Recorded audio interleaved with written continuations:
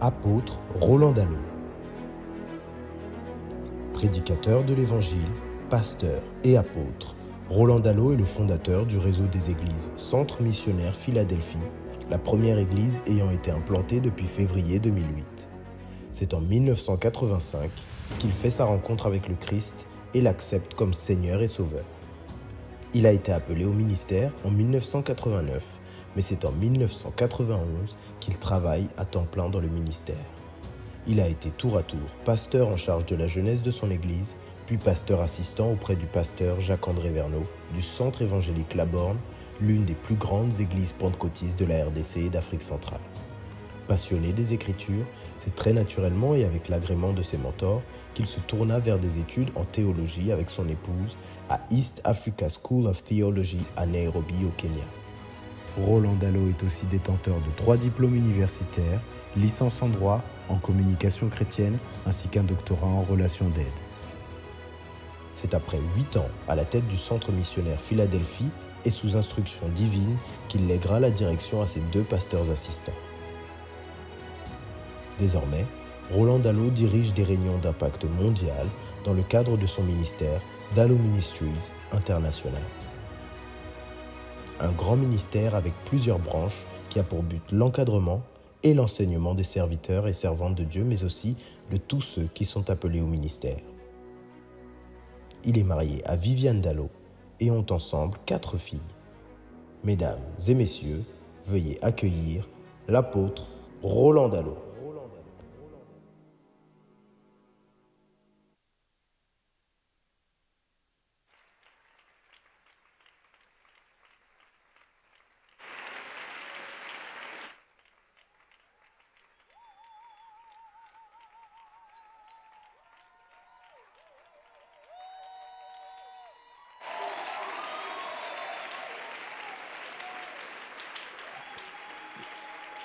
Je voudrais prier avec vous. Seigneur, merci pour ces assises. Qu'est-ce que je suis enrichi, challengé, défié depuis hier. J'aurais eu même la tentation simplement de continuer à m'asseoir et à t'écouter au travers de tes serviteurs, mais il t'a plu de faire que je sois aussi l'un des orateurs. Alors aide-moi à partager la petite portion que tu as placée dans mon cœur.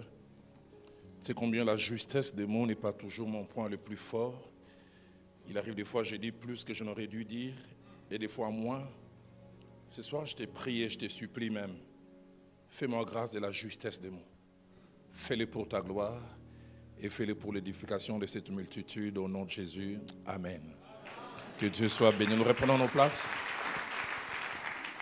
Je voulais d'abord rendre grâce à Dieu pour ces assises.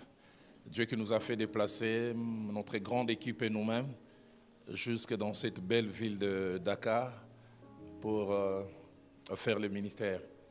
Merci au pasteur Félix Ndiaye, à son épouse. Est-ce qu'on peut m'aider à les apprécier?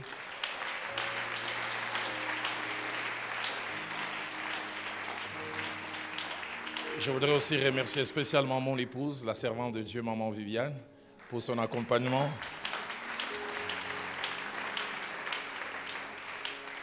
Pour son amour, sa patience vis-à-vis de moi, son accompagnement et toutes ces belles choses qu'on a vécues ensemble. Après avoir suivi la présentation, je me disais, je mets quelqu'un sous discipline ou quoi? Parce que la présentation fait offense à notre statut de grands-parents. On a parlé de 4 filles. Néhémie, que Dieu te bénisse. Alors, au-delà de tout ce qu'on a dit, on a 5 petits-enfants.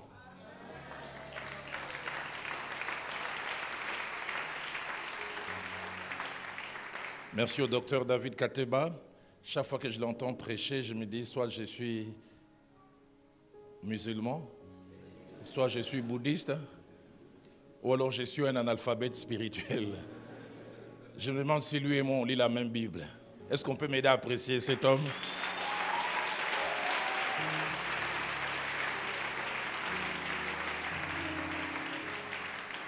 Dieu l'a placé sur ma route dans une ville au sud-est de notre pays.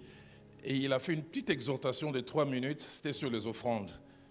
Mais il a parlé des offrandes d'une certaine manière. J'ai regardé, j'ai dit, ce monsieur-là, il a quelque chose. Et j'aime souvent dire au Congo, on a des minéraux précieux. On a les cobalt, on a coltan, mais on a aussi un minerai qui s'appelle catébatite.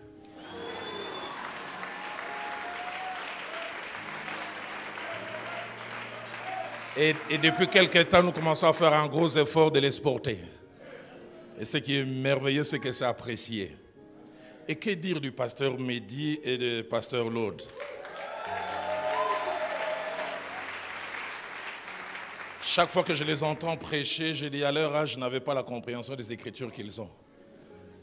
Hier, quand Lode faisait cette exégèse sur Jean 10, j'ai dit, Seigneur, mais moi aussi, j'ai lu la Bible, non? Est-ce qu'on peut bénir Dieu?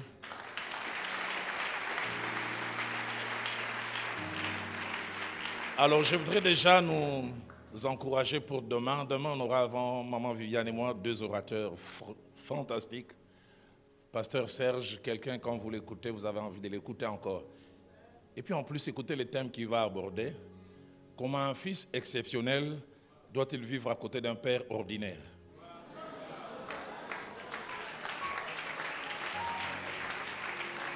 Mais ça ne s'arrête pas là aussi. Comment un père ordinaire doit-il gérer un fils exceptionnel? J'ai hâte qu'on arrive demain. Est-ce qu'on peut bénir Dieu pour Pasteur Serge?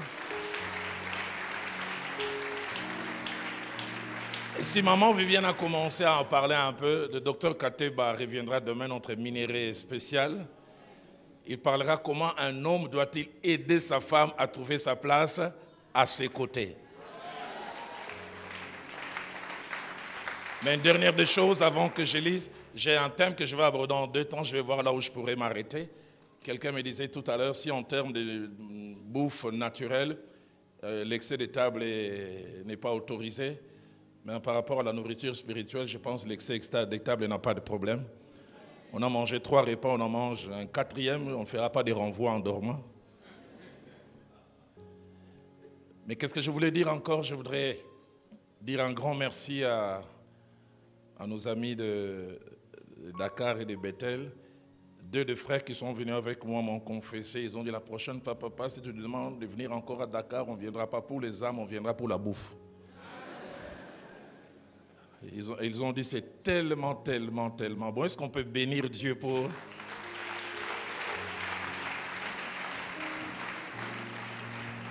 Alors, j'ai 4 portions des Écritures à lire avec vous en introduction. La première, c'est 1 Samuel au chapitre 16, et notre lecture va du verset 19 au verset 23. 1 Samuel 16, du verset 19 au verset 23. Si soit vous ouvrez votre Bible parce que c'est en papier, ou à soit vous allumez, j'aimerais poser la question comme à l'école, est-ce que vous y êtes? Je l'ai fait, pourquoi? Parce que chez nous, on a un Français de Kinshasa. Je suis dans une église, j'ai dit, est-ce que vous y êtes? Quelqu'un dit, oui, pasteur, nous y êtes.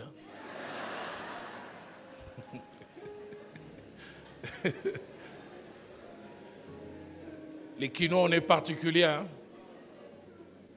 Je rencontre 2 personnes au bureau, je suis en train de les poser la question, mais vous vous disputez? Non, pasteur, c'est bien, je ne l'ai pas volé. Il dit, on m'a vendélé. On m'a vendélé. C'est pour ça que les kinos, il faut qu'il y en ait beaucoup au ciel. Alors on va lire. Saül envoya des messagers à Isaïe pour lui dire, envoie-moi ton fils qui est avec le brebis. Isaïe prit un âne qu'il chargea de pain, d'une outre de vin et d'un chevreau, et il envoya ces choses à Saül par David son fils. David arriva auprès de Saül et se présenta devant lui, et soulignez bien, il plut beaucoup à Saül, et il fut désigné pour porter ses armes. Saül fit dire à Isaïe, je t'ai pris de laisser David dans mon service, et soulignez encore, car il a trouvé grâce à mes yeux.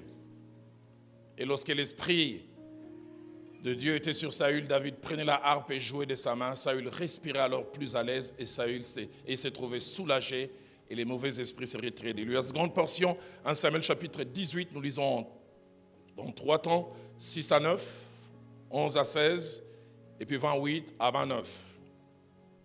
1 Samuel 18, 6 à 9, Comme il revenait lors du retour de David après qu'il eut tué les Philistins, les femmes sortirent de toutes les villes d'Israël au devant du roi Saül en chantant et en dansant au son des tambourins et des triangles et en poussant des cris de joie. Les femmes qui chantaient se répondaient les unes aux autres et disaient « Saül a frappé ses 1000 et David ses 10 000 ». Saül fut très irrité et cela lui déplut. Il dit « On en donne 10 000 à David et c'est à moi que l'on donne les 1000. Il ne lui manque plus que la royauté. » Saül regarda David d'un mauvais œil à partir de ces jours et dans la suite. Verset 11e. Saül leva sa lance, disant en lui-même, je frapperai David comme contre la paroi. Mais David se détourna de lui 2 fois. Saül craignait la présence de David parce que l'Éternel était avec David et s'était retiré de lui. Il éloigna de sa personne et l'établit chef de 1000 hommes. David sortait et rentrait à la tête du peuple. Il réussissait dans toutes ses entreprises et l'Éternel était avec lui. Saül, voyant qu'il réussissait toujours et soulignait, avait peur de lui. Mais tout Israël et Juda aimaient David parce qu'il sortait et rentrait à leur tête. Verset 28 et puis verset 29. Saül vit et comprit que l'Éternel était avec David et Michal, sa fille, aimait David. Saül craignait de plus en plus David et j'ai difficile à lire ça. Il fut toute sa vie son ennemi. 2 Samuel chapitre 15, du 1er au 6e verset, et puis du 13e au 14e. Le pasteur Mehdi l'a presque mentionné tout à l'heure. 2e livre de Samuel au chapitre 15, nous partons du verset 1er au verset 6e, et puis de 13 à 14. Il s'éleva, Absalom, après cela, Absalom s'est procuré un chat et des chevaux et 50 hommes qui couraient devant lui. Il s'est levé de bon matin et s'est tenu au bord du chemin de la porte. Et chaque fois qu'un homme ayant une contestation se rendait vers le roi pour obtenir un jugement, Absalom l'appelait et disait « De quelle ville es-tu » Lorsqu'il avait répondu « Je suis d'une telle tribu d'Israël », Absalom lui disait « Voici, vois plutôt ta cause est bonne et juste, mais personne de chez les rois ne t'écoutera. » Absalom disait « Qui m'établira juge dans le pays ? Tout homme qui aurait une contestation à un procès viendra à moi et je lui ferai justice. » Et quand quelqu'un s'approchait pour se prosterner devant lui, il lui tendait la main, les saisissait et l'embrassait. Un vrai séducteur spirituel. Absalom agissait ainsi à l'égard de tous ceux d'Israël qui se rendaient vers le roi pour demander justice et souligner. Absalom gagnait le cœur des gens d'Israël. Versets 13 à 14. Quelqu'un vint informer David et lui dit, le cœur des hommes d'Israël s'est tourné vers Absalom. Et David dit à tous ses serviteurs qui étaient avec lui à Jérusalem, levez-vous, fuyons, car il n'y aura point de salut pour nous devant Absalom. Hâtez-vous de partir, sinon il ne tarderait pas à nous atteindre, il nous précipiterait dans le malheur et frapperait la ville du tranchant de l'épée. Puis enfin, nous terminons avec 2 Samuel chapitre 18, le seul verset 5e. 2 Samuel 18. Le roi donna cet ordre à Joab, à Abishai et à Itaï, pour l'amour de moi. Doucement avec le jeune Absalom. Et tout le peuple entendit l'ordre du roi à tous les chefs au sujet d'Absalom. Ce soir et demain, Dieu voulant, si Christ ne revient pas cette nuit, nous allons parler sur le thème, c'est que Saül, David et Absalom nous enseignent sur la relation père-fils dans le ministère. C'est que Saül, David et Absalom nous enseigne sur la relation père-fils dans les ministères. 5 choses pour planter les décors de mon message. La première des choses, c'est que chaque fois, il y aura comme un duo, 2 personnes face à face. Saül face à David, Saül un père, David un fils. Et puis plus tard, David aura maintenant le rôle de père face à un fils appelé Absalom. Deuxième des choses dans mon décor, ces 2 duos vont nous enseigner sur la relation père et fils dans le ministère. Nous verrons d'abord les pères que David, ou les genres de pères que Saül a été pour David. Et puis en même temps, nous verrons aussi les genres de fils que David a été pour Saül. Et puis après, nous verrons les genres des fils qu'Absalom a été pour David. mais aussi à côté, les genres de père que David a été pour Absalom. Troisième des choses, alors que je plante mon décor, c'est que ces trios, Saül, David et Absalom, au travers de leurs relations les unes envers les autres, nous enseignent sur la nécessité, que dis-je, la grande nécessité de garder, de protéger et de faire attention en tant que chrétien en général, mais surtout en tant que père et en tant que fils dans le ministère, à une partie très importante de notre être, notre cœur. Notre cœur. Deux prières fortes que la parole de Dieu mentionne et qui ont trait au cœur. D'abord, Proverbe chapitre 23, au verset 26, c'est un père, et là c'est l'image du Seigneur, qui fait ses demandes à son fils. Il dit, mon fils, donne-moi ton cœur. Donne-moi ton cœur. Mais surtout, Proverbe chapitre 4, verset 23, où le Seigneur fait cette recommandation, il dit, garde ton cœur plus que toute autre chose. Et lui-même, il dit, pourquoi? Car de lui viennent les sources de la vie. J'aime la version parole de vie, dit, par-dessus tout, surveille ton cœur, car il est la source de ta vie. La version des Sommeurs va encore plus loin. Il dit, par-dessus tout, veille soigneusement sur ton cœur. Aide-moi à dire à ton voisin, veille soigneusement sur ton cœur. Car il est la source de tout ce qui fait ta vie. La version Martin nuance encore et mieux. Il dit, garde ton cœur de tout ce dont il faut les garder. Mets une clôture, protège ton cœur. Parlant à la foule de son époque, et je crois aussi à nous aujourd'hui, le maître dira dans Matthieu 15 au verset 19, car c'est du cœur que viennent les mauvaises pensées, le meurtre, les adultères, les impudicités, les viols, les faux témoignages et les calomnies. Je bénis Dieu des fois, Dieu n'expose pas nos cœurs les uns vis-à-vis des autres. Si Dieu exposait nos cœurs, des fois celle que tu appelles ma copa, tu n'as aucune idée de toute la jalousie qu'elle peut avoir dans son cœur. Luc chapitre 6, verset 15 dit, l'homme bon tire des bonnes choses du bon trésor de son cœur. Et le méchant tire des mauvaises choses de son mauvais trésor. J'aime la version Alfred Cohen ou Parole vivante qui dit, l'homme qui est bon fait les biens car il puise dans les trésors des bonnes dispositions qui sont en réserve dans son cœur. Aidez-moi à poser la question à votre voisin, qu'est-ce qu'il y a dans votre cœur? Alfred Cohen continue en disant, car celui qui est mauvais tire le mal de son fond de méchanceté, car ce qui jaillit des lèvres n'est que l'expression de ce qui remplit les cœurs et qui déforme son trop-plein. Frères et sœurs, sans l'aide de Dieu, malgré notre nouvelle naissance, c'est-à-dire notre appartenance au Seigneur, et même des gens nés dans le ministère, notre cœur peut nous jouer de vilains tours. Nous amenons des fois à faire des choses les plus inimaginables. Pourquoi cela?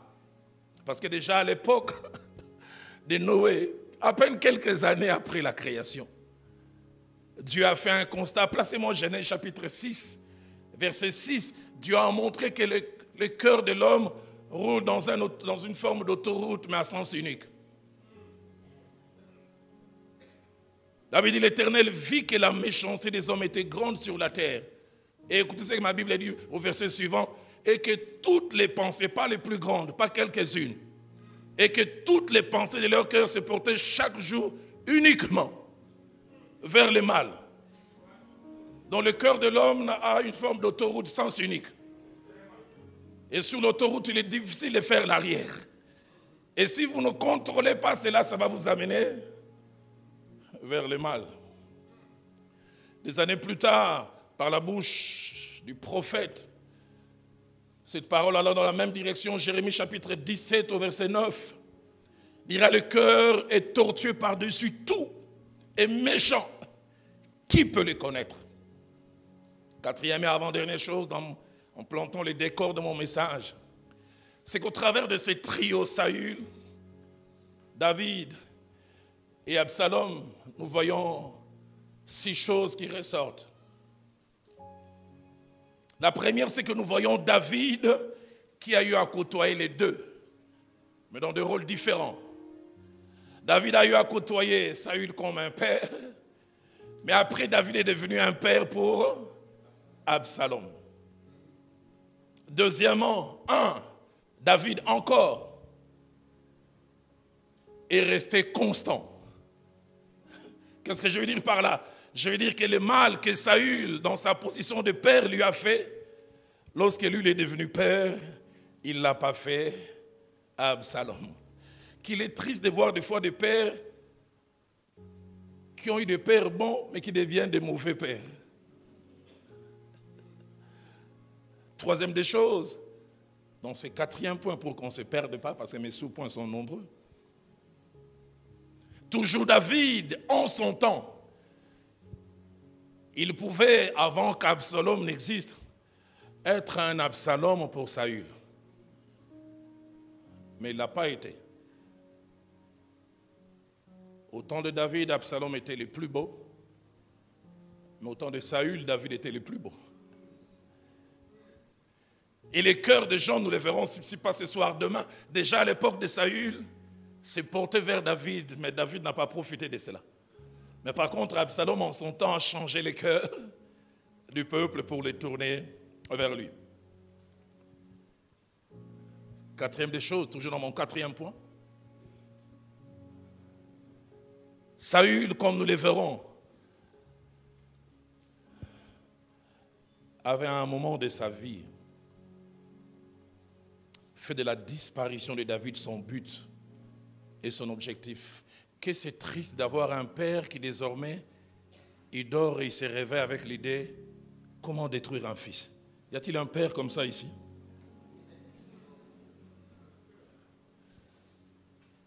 Il a fait de la destruction, de la disparition de David son but et son objectif. Mais David, plus tard, malgré les mauvais comportements d'Absalom, ne fera jamais de la disparition d'Absalom son but. Tout à l'heure, quand je vais finir, j'inviterai le pasteur Apollinaire qui viendra prier, afin que Dieu nous donne ce cœur que David avait. David, de la même manière, à aucun moment il a fait de la disparition de Saül qui lui faisait mal, sa quête. À aucun moment aussi, il n'a fait de la disparition d'Absalom. Nous le verrons demain. Et écoutez ces consignes qu'un chef d'armée donne à son élite, 2 Samuel chapitre 18, au verset 5. Il veut aller se battre, l'armée de David contre l'armée de Saül. Il dit doucement avec le jeune Absalom. Mais celui pour qui il dit doucement, c'est quelqu'un qui est en train de lui scier les côtes. Combien de pères spirituels, des fois, quand ils se séparent, il apprend l'église de tel est tombé, Dieu a commencé à frapper. Ils reviendront ici à genoux. Ils sauront, il ne faut pas toucher à mes ouins.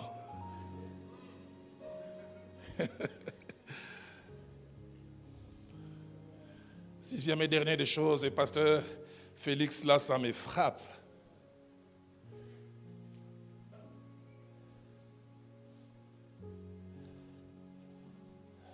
David a fait 2 choses qui me surpassent. Premièrement, David a sincèrement pleuré Saül quand il est mort. Il a même composé une complainte. Quelqu'un qui voulait les détruire.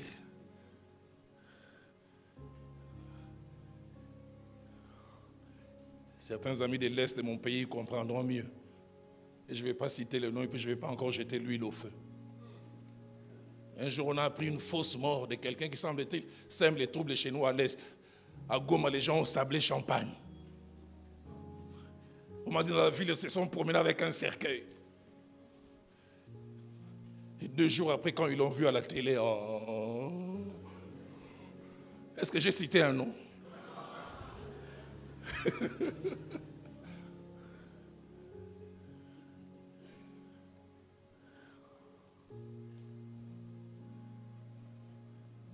Mais David a pleuré Saül.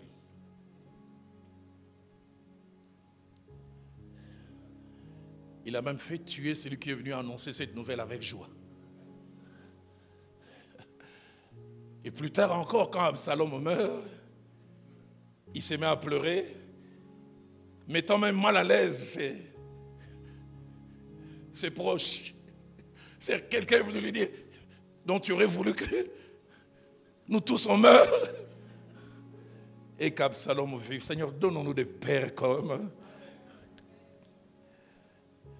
David. Un homme de Dieu me disait, je suis converti partout sauf au niveau du cœur.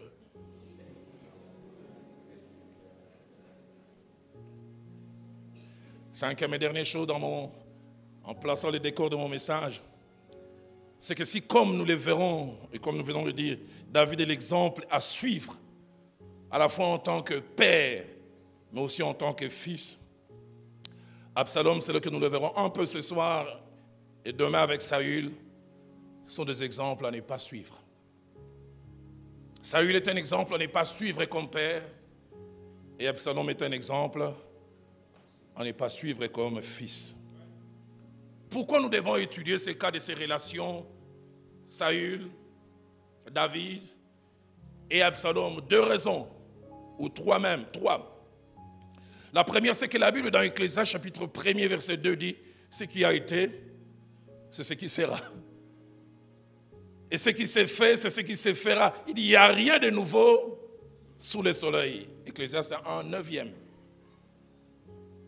Deuxièmement, pourquoi nous devons étudier cela, c'est que Dieu a voulu que ces récits soient non seulement écrits, mais écrits avec détail pour nous prévenir. Dans le passage de la Bible que j'aime, c'est 1 Corinthiens chapitre 10 au verset 11. L'apôtre Paul, après avoir relaté plusieurs histoires de la marche d'Israël avec les choix bons et les moins bons et les conséquences de ces choses, leur sont arrivées. C'est à eux.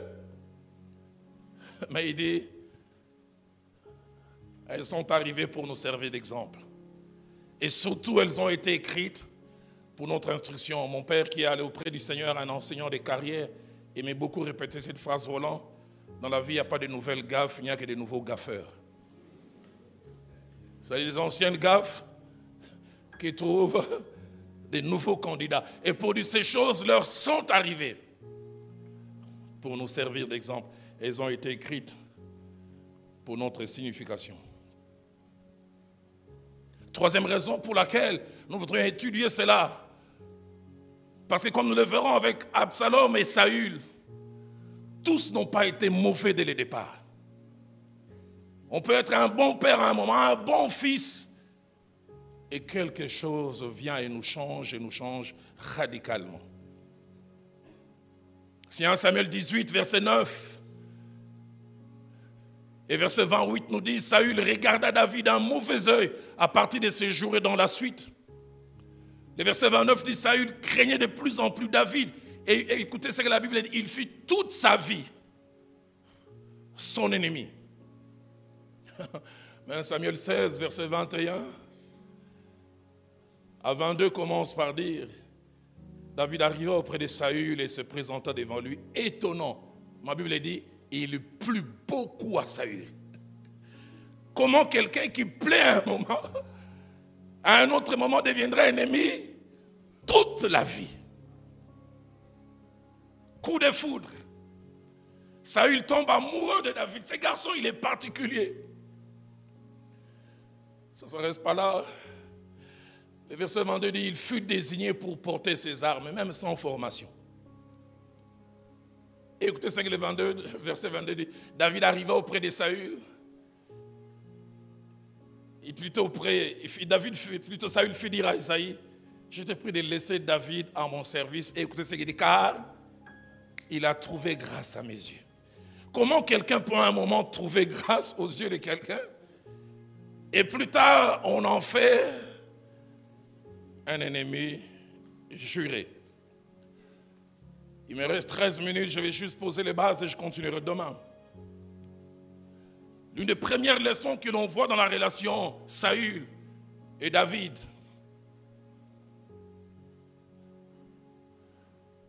c'est qu'un parent spirituel a des attitudes à ne jamais avoir vis-à-vis d'un enfant. 4 choses que nous voyons dans les chefs de Saül, le roi, comme père, dans sa façon de gérer, de traiter David comme un fils. Et quelqu'un l'a presque mentionné tout à l'heure. À un moment, celui qui lui plaisait, celui pour qui il jurait. Premièrement, il a fait de sa progéniture, fils ou fille, sa rivale. Ou l'a traité comme tel. Que c'est dur quand un père commence à regarder un fils comme quelqu'un qui fait office des rivales. Deuxième des choses que Saül a eu comme attitude qu'il ne doit pas y avoir. Être jaloux de son fils ou lui porter envie. Pire des choses qui peut arriver. Y a-t-il un père comme ça ici? Ceux qui ne sont pas là, ils sont absents. Il faut leur dire que Dieu m'a inspiré à parler d'eux. Mais troisième des choses, c'est devenir l'ennemi de sa progéniture. Et commencer à travailler en mettant temps, énergie et moyens pour la disparition de son fils.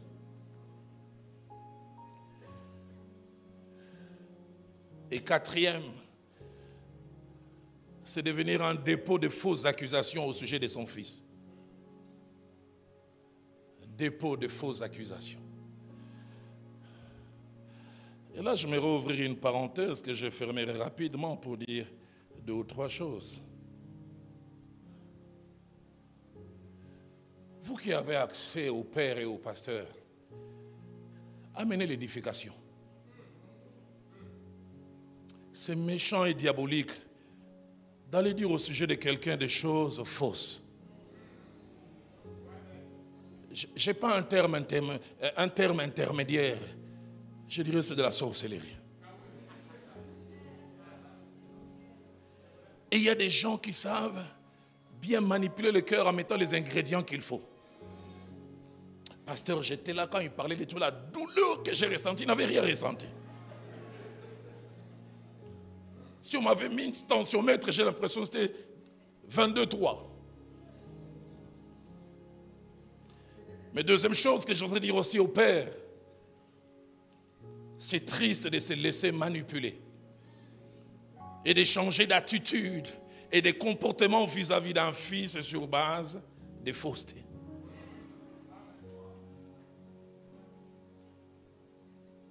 Mais troisième des choses, et je reviens encore à celles et ceux qui ont accès au leader. L'accès à un leader et à son intimité ne nous donne pas le droit de profiter pour détruire les autres.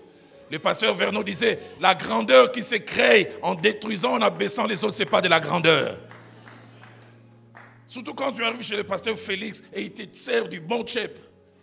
Au début, tu n'avais rien dit. Quand tu commences à faire des renvois, pasteur, j'ai hésité, mais je dois parler.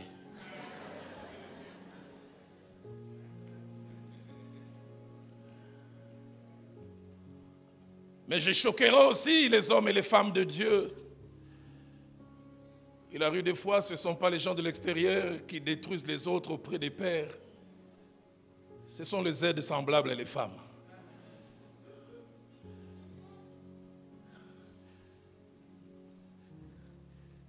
Que faire quand, comme dans Juge chapitre 16, au verset 16, la Bible dit, comme il était chaque jour à les tourmenter, à l'importuner, par ses instances, son cœur devient impatient. Tu ne vois rien de mal chez cet homme, mais celle qui passe la nuit avec toi. Si tu ne l'écoutes pas, il peut te mettre en jeûne dans un domaine que je n'ai pas mentionné ici. Et ça, c'est la spécialité des femmes. Ton collaborateur, là, je ne le sens pas bien.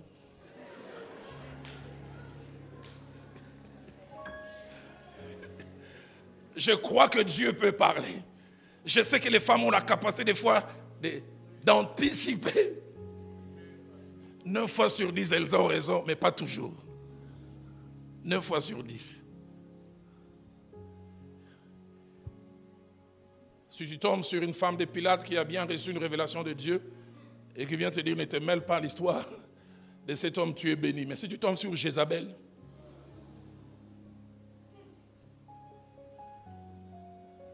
qui va te faire tuer quelqu'un pour prendre sa vigne,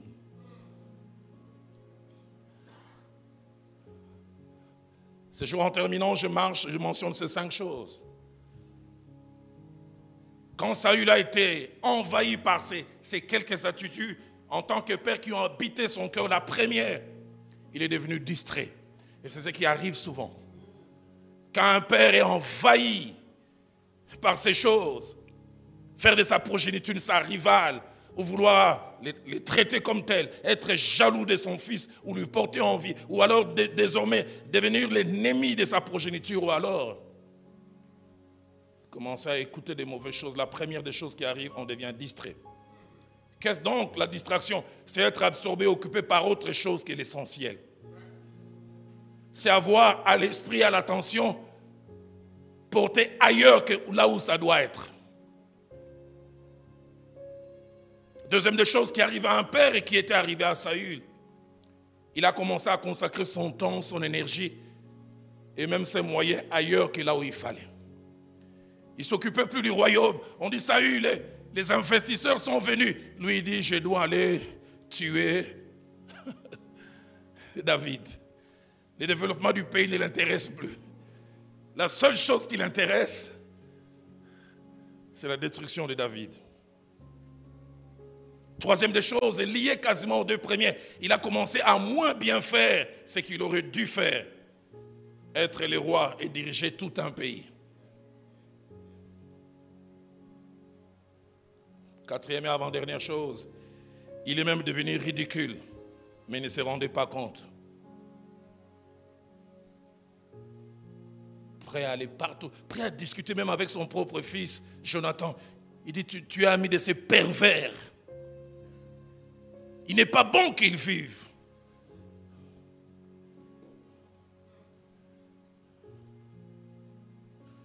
Cinquième des choses, je termine ce soir, par aveuglement.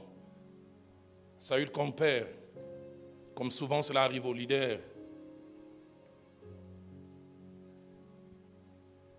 Au lieu de préparer le futur, pasteur Lode l'a dit hier, celui qui à la fois faisait partie du présent, mais qui déjà faisait partie du passé, au lieu de sauvegarder le futur, Saül, comme un père, a commencé à vouloir assassiner David qui représentait le futur. Que c'est triste quand au lieu de promouvoir et de travailler pour le futur, on est prêt à détruire. Demain, je parlerai des choses que David a eu à faire. Je peux mentionner quelques-unes rapidement. La première des choses que David a eu à faire, malgré qu'il avait un mauvais père, David a appris à éviter les coups de lance de Saül sans les rendre. J'aimerais dire à un père, à un fils qui a un père fou comme Saül, exerce ton coup à esquiver. Esquive simplement. Le problème avec les lances, c'est que quand ça vient, tu esquives, tu as la possibilité de ramasser, de dire retour à l'envoyeur. J'aimerais dire à quelqu'un, ne renvoie jamais. Laisse ton Dieu s'en occuper. Aide-moi à dire à ton voisin, exerce ton coup. Deuxième des choses que David a eu à faire, il a continué à servir Saül comme si de rien n'était. 1 Samuel 18, verset 3, Saül établit David chef des 1000. David sortait et rentrait à la tête du peuple, malgré les mauvais cœurs. Quand tu te comportes bien, tu attires Dieu de ton côté. Laisse le père être mauvais. David dira plus tard, ce n'est pas à moi de les détruire. Dieu lui-même s'occupera de lui. Troisième des choses que David a eu à faire, il ne profita jamais de sa célébrité grandissante et évidente pour vouloir renverser Saül. Samuel 18, verset 16, dit tout Israël et Juda aimait David. Il savait qu'il était dans le cœur des gens.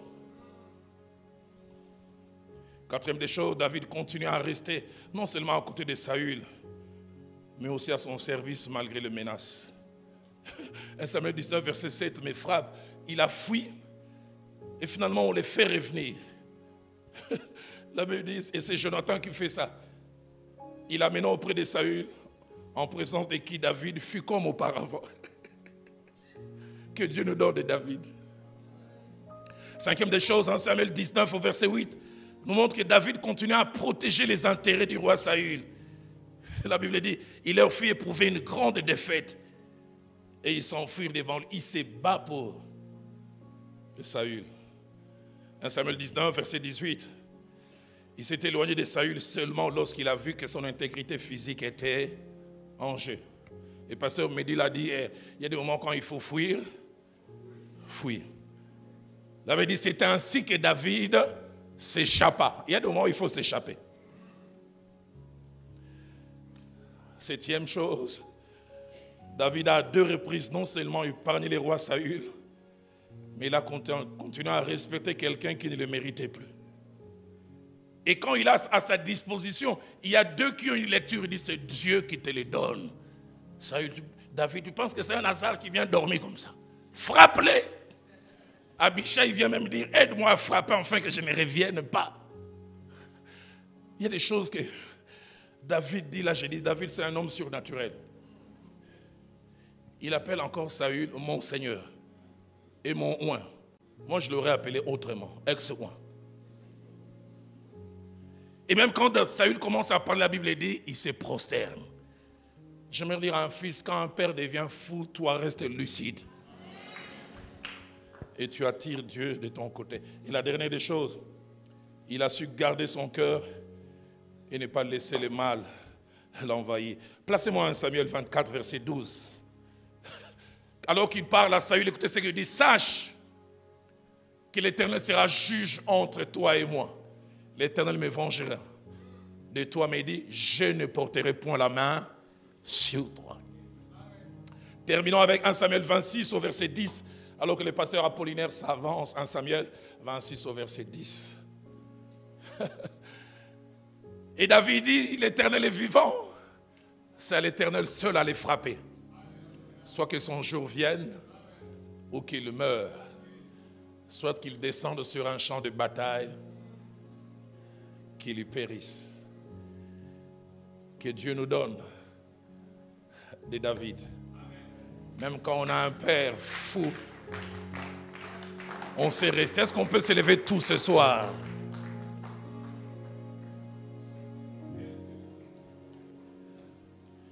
J'aimerais ce soir défier certains pères que nous sommes, certaines mères. Comment vous comportez par rapport à cet enfant difficile?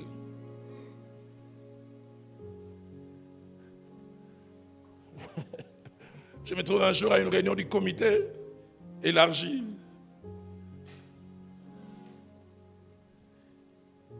L'un de mes fils, il s'est beaucoup assagi avec le temps, et comme le pasteur Lode l'a dit hier, des fois il faut marcher au rythme de certains. En pleine réunion, il m'a quasiment injurié. Je voulais, laisse-moi parler. Il me pointe du doigt et quand il parlait, en général c'est ma jambe droite qui me rappelle mon côté charnel. Nous à Kinshasa, quand on était petits, on appelait ça bilaï.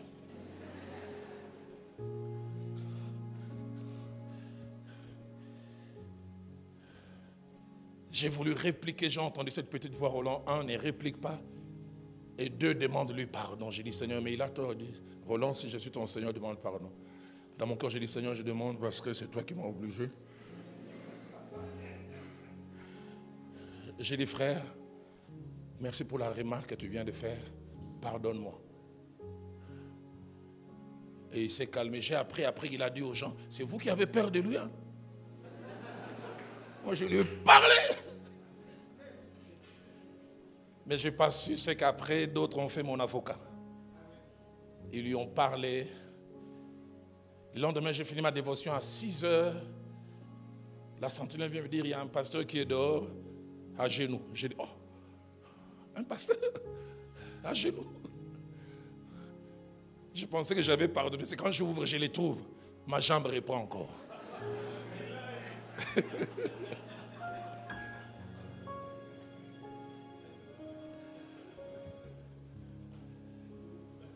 Il y a des enfants qui rendent votre rôle de père difficile. Mais je voudrais dire à un David ce soir, oublie comment ton père est. Comme pasteur Mehdi l'a dit, attache-toi au Père Céleste. Il sera ton avocat et le meilleur. Je ne sais pas comment toi et moi nous allons prier. J'ai à cœur ce soir qu'un père présent du Seigneur travaille mon cœur. Quand tu me donneras un fils qui a des fois des atouts que je n'ai pas, aide-moi à accepter cela. Donne-moi un père ce soir qui dira, je ne détruirai pas mes enfants. Je ne travaillerai pas pour leur La destruction. Comme les pasteurs de l'autre l'ont enseigné hier, je m'adapterai au rythme de certains enfants. Je ne vais pas les forcer à grandir tout vite. Je parlais de celui qui s'est agenouillé aujourd'hui, c'est beaucoup assagé. Mais donne-moi aussi un fils ce soir qui est en train de dire, celui qui aurait dû me protéger commence à vouloir ma mort. Celui pour qui j'ai quasiment sacrifié ma vie a commencé à me lancer des flèches. Comme le pasteur Lord l'a bien enseigné, je me sens aigri, je me sens irrité. Seigneur, si tu ne m'aides pas, je risque d'être détruit. Élève ta voix alors que cette musique nous accompagne en sourdine. Durant 1 ou 2 minutes, et puis Pasteur Apollinaire va venir prier avant qu'on puisse nous amener vers la fin de la réunion. Pasteur Apollinaire, vas-y.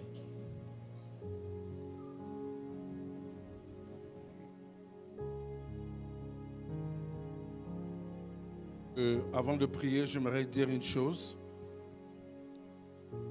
par rapport à tout ce qui vient d'être dit, d'être enseigné par notre apôtre. C'est la constance du cœur. Dieu a besoin que nos cœurs soient constants du côté du Père et du côté du Fils. Nous voyons le trouble qu'il y a dans le cœur. Le cœur qui est la source de vie. Et Dieu dit, garde ton cœur plus que toute autre chose. Du cœur dépend la vie d'une famille, la vie d'un ministère, la vie même d'une nation. Nous avons vu comment la nation a été troublée, simplement parce que Saül a eu un cœur qui n'a pas gardé qui n'a pas eu la constance dans son cœur. Nous voulons prier ce soir pour la constance du cœur. Beaucoup de choses ont été dites, mais ça se résume sur la constance du cœur. Que nous ayons des cœurs constants pour l'avenir de nos ministères, de nos familles, de la nation et même des générations. Nous levons nos mains simplement. Tu lèves tes mains. Lève tes mains là où tu es. Je n'irai pas revenir sur l'enseignement, mais je résume simplement ce soir pour le sujet de cet après-midi que nous ayons un cœur constant. Tes mains sont levées, les yeux sont fermés. Tu vas dire, Seigneur, merci pour cet enseignement. Avant que je ne puisse prier, j'aimerais te faire participer à la prière en ouvrant la bouche, en disant, Seigneur, donne-moi un cœur constant, un cœur qui ne change pas, un cœur qui ne soit pas troublé, un cœur qui ne soit pas secoué, un cœur qui ne manifeste pas de la jalousie, de la rivalité, un dépôt des accusations. Donne-moi un cœur constant. Nous levons nos voix. Nous demandons cela au Seigneur. Lève ta voix là où tu es. Alléluia. Oui, Père éternel, notre Dieu, Père de gloire, le Dieu véritable, le Dieu puissant, le Dieu fort. Nous sommes là devant toi cet après-midi. Tu nous as parlé au sujet du cœur. Tu nous dis, garde ton cœur plus que toute autre chose. Parce que tu sais la valeur du cœur, le trésor que tu as placé. Et tu sais l'impact que le cœur peut avoir sur nos familles, sur nos ministères, sur notre nation, sur les générations.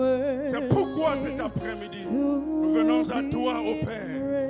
Nous nous donnons à toi afin que tu nous gardes des cœurs constants, des cœurs qui ne changent pas, les cœurs qui gardent l'amour reçu de toi, Père éternel, pour sauvegarder nos vies, pour sauvegarder nos ministères, pour sauvegarder notre génération et même les nations tout entières, dans le nom de Jésus. Oh Père éternel, nous te rendons grâce, nous te bénissons et nous t'élevons.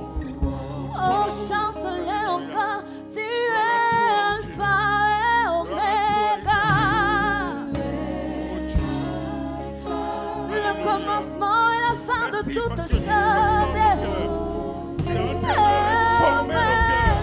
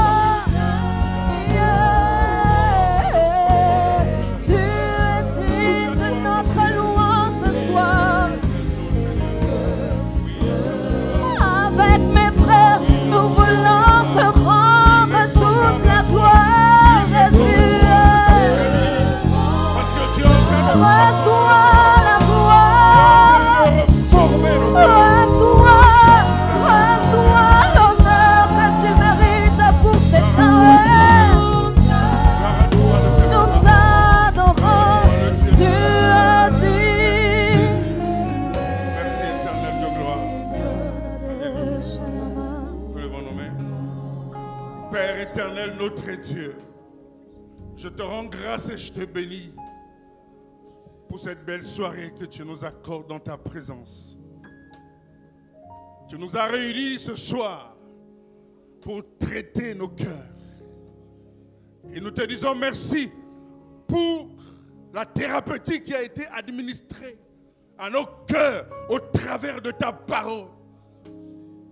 Et tu nous interpelles à garder jalousement notre cœur. Parce que nos vies en dépendent.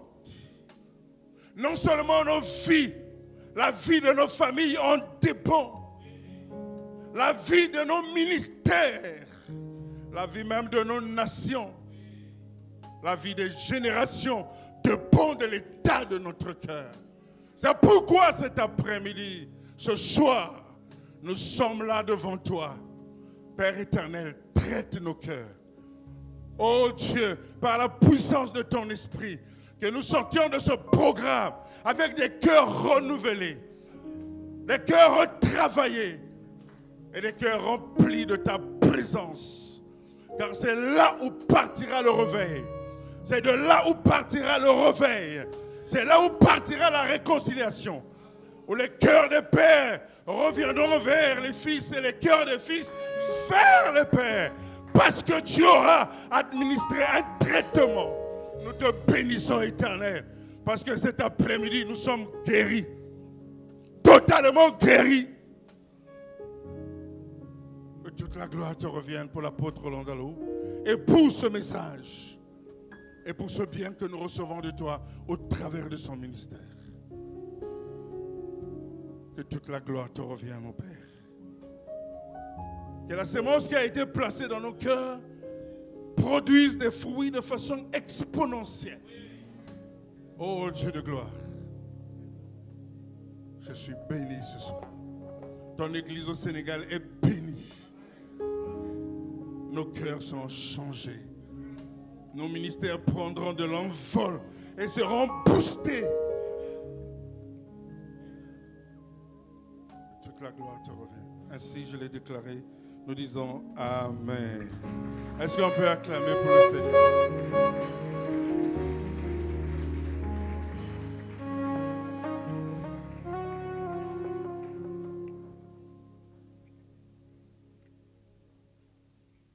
Est-ce que nous pouvons ensemble ovationner très fort le Seigneur?